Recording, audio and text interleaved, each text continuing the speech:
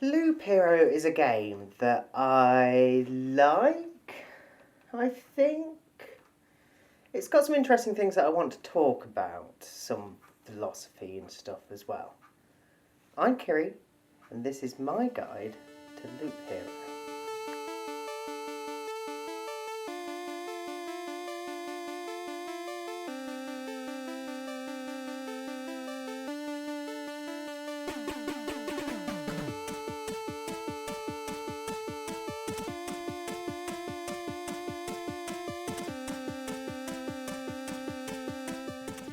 The game is a 1997 film directed by David Fincher and starring...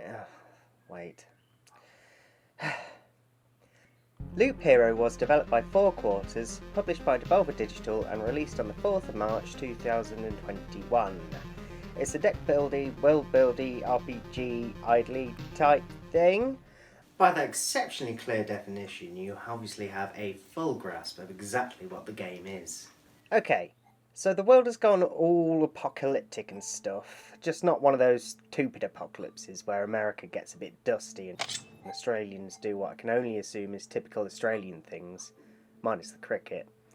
We're talking full-on heat death of the universe here. Atoms have ripped themselves apart, and there's so much nothing that the concept of nothing loses meaning. Then a man pops into existence, and a path, and then he does a walk on it. Then he does a murder of an innocent slime. This savage act of brutality is entirely out of the player's hands, as is pretty much everything in the game. Except, then you get cards, and the man says he somehow remembers there being a forest and a river. And what's on those cards? A forest and a river? How exciting! You put those down in the areas around the path, and they give you a slight boost in some number or another. They also give you various resources, like sticks. Love a good stick, me. Big fan of sticks in this house. You also start to pick up bits of kit and weapons that have various stats, and Christ, there's a lot of stats. When your inventory fills up, then the oldest things you have presumably deteriorate into themselves from the overwhelming sense of rejection, forming chunks of metal that you just saunter around with in your pockets. I gotta say, I kinda like the physical manifestations of experience that the board tiles are. The more the board fills up, the more powerful you are. A tangible link between experience and what you experience. Of course, that gets a little undermined when you get the library or the gymnasium or whatever it is, and a kind of standard XP bar and levelling system appears. But the forests are cool and useful now. The levelling only lasts for that run and gives you 3 perks to choose from each time. I feel I'm getting into the weeds a bit here, so quick rundown of the rest. You build stuff, you kill this bastard, then this bastard, and then this bastard, and then you kill God. Pretty standard, relatable stuff. I think I enjoy the game. I've at least put far too many hours into it to dislike it. It scratches my ADHD obsessional itch of watch number go up, and also gives me something to do whilst I'm trying to focus on listening to podcasts and stuff. It's definitely not for everyone though. A lot of people will quickly get tired of it, with the separation between yourself and the second-to-second action, focusing mainly on item management mostly. Always the most fun part of any video game. I wrote that as a joke, but it actually kind of is sometimes. What I specifically want to look at today is the enemies that you fight, because it seems to present them in an interesting way. So let's take a look.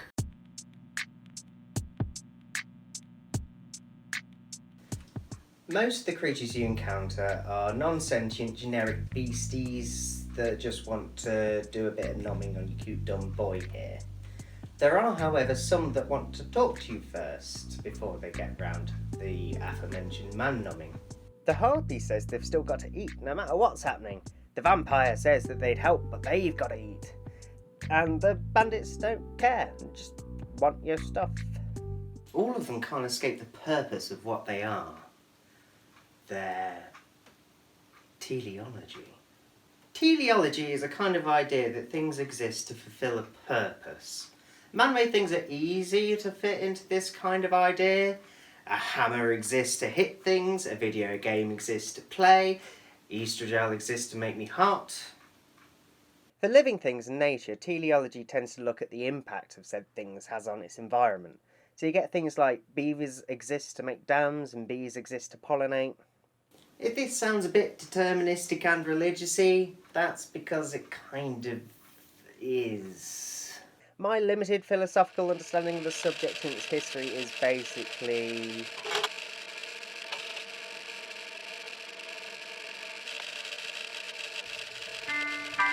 Hello? So, gods, right? It's gods. They're the ones that make things do things.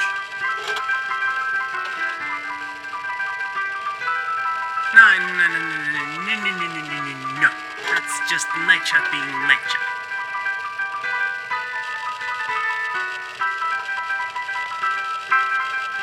Okay, yeah, I hear you, but, God though? Unfortunately, I'm not Abbey Philosophy Thorntube, so a full breakdown of the subject is not something you're going to get here. I like dogs, and jumping on people's heads in video games. I want to focus on what this says about the world and the creatures that inhabit it. To me, this says that free will is not something that can happen, that lives are preordained to serve this purpose. I don't like that too much. I don't like this rigid framework that places over existence. I feel using it like this makes it too easy to segment people based on superficial characteristics, and then you get into bloodlines and then it becomes too easy to slip into treating people worse for not meeting some arbitrary standards, and it can get real horrible real quick. It also helps push this toxic mindset of compulsory productivity. Like, if you're not fulfilling this supposed purpose, then you're morally wrong. Needless to say, I super don't like that. No one should feel obliged to toil away for some higher power, supernatural or human. It's something that capitalism tries to force on us, like the feudal lords or the church of old. I don't know, maybe society should be organised on a more equitable basis or something. I veered off topic, so let's get back on track.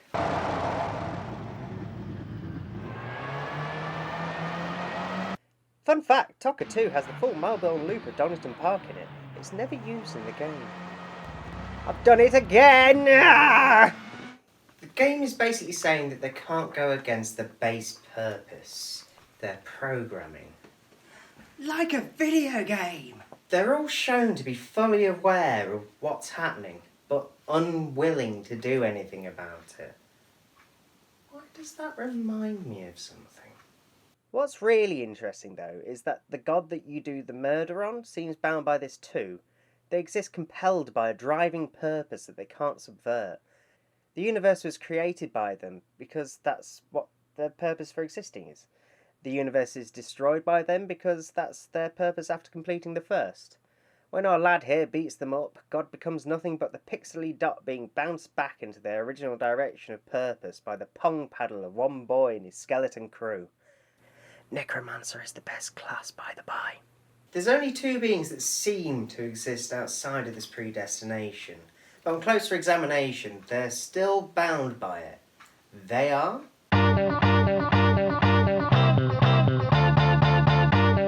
This big old dummy is our protagonist, whose perception informs the world around him.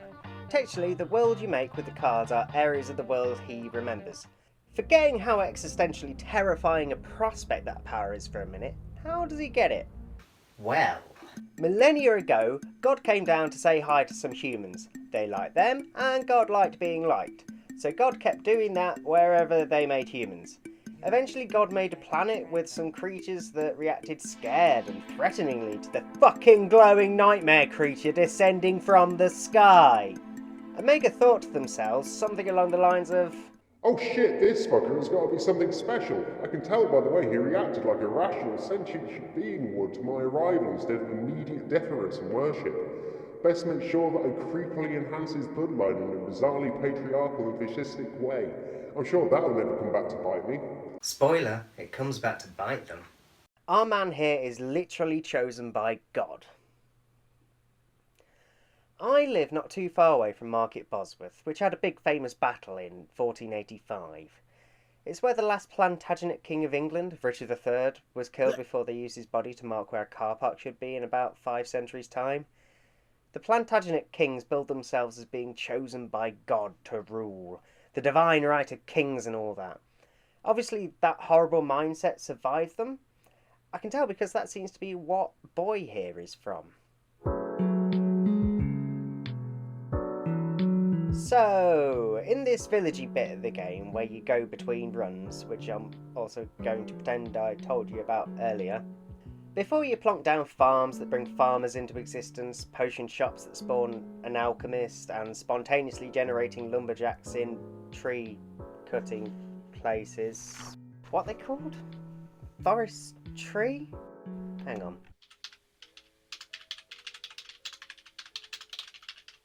A tree farm? Huh. Okay. Yeah, before you do all that shit, a lady speaks to you saying you need to do a mutual aid with the ill-defined people that are supposedly in this camp that sprung out of nowhere. Quick overview of the camp and stuff. Mutual aid bit? Good. Yes. Prescribed roles for people that manifest solely to fulfill your needs? Bad. No, bad. Boo, hiss. Anyway, once your boy kills Omega God, Lady Woman appears and shock! She was a god the whole time! She's a god of probability and implies that she exists over all possible timelines and plucked our boy here out for his super special fascist blood to start recreating reality to fulfill the slight chance that he'd prevail and save the universe. Now we're getting into a pantheistic reality, and gods of things exist to explain things. So, teleologically, she's bound to fulfill her prescribed purpose, and free will doesn't exist in this universe.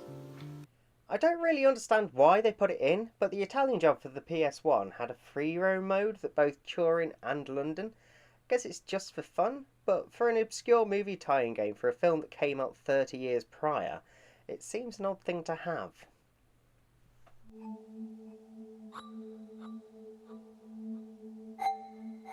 Agency and free will in the world of media is an iffy thing. A film will always be the same sequence of images and sound waves every time. The words of a book set in print. Video games are the only one where the elements of it are open to external manipulation during their consumption. They require it. Sonic fucks off if you don't do anything for too long, but they can still only present the illusion of agency. There's still restrictions in place. My issues with Loop Hero, a game I still like to some extent, is the narrative element of the agency. It explicitly states its inevitability and rigidity. Things can't choose to change. They are what they are. The player, and importantly the character, expressly do not have a choice. They only have the bare minimum of superficial change available to them. Much like how Michael Douglas's character only has the illusion of choice in the titular game. My favourite things in games are the fun you can make for yourself, away from the intended path. Like jumping on NPCs' heads, pootling around Turin, finding secrets and annoying traffic until the police inevitably murderise your car in the Italian job. And I'm always fascinated by the vestigial tales in games. There's no gameplay reason for the Melbourne Loop to be in Toka2's version of Donington. They could have just blocked it off, and it wouldn't have mattered. I love that it's still there though, and it's not the only example of this in the game. The things that serve no progression or narrative purpose in the game are the things I remember most fondly. The unproductive parts, I remember them. It's been over 20 years since I first experienced some of these. I still remember them. 20 years from now, if I haven't made this video at least, I don't think I'm going to remember Loop Hero. Be unproductive.